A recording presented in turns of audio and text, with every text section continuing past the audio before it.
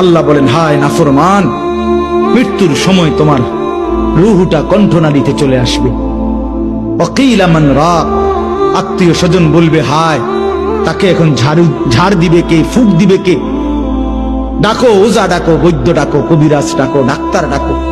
ওয়াযান্না আন্নাহুল ফিরাক, আল্লাহ বলে কিন্তু সে বুঝে ফেলবে আজ তাকে সত্যি সত্যি দুনিয়া থেকে চলেই যেতে হবে। আত্মীয় স্বজন চিল্লাইলে কি হবে? ওই বুঝে ফেলছে মালাকুল মউত চলে আসছে।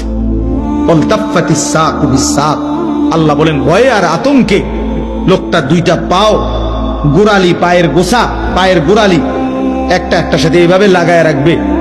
এক সুতা নড়াচড়াও করবার মতো হিম্মত, সাহস, শক্তি তার দেহে আর থাকবে।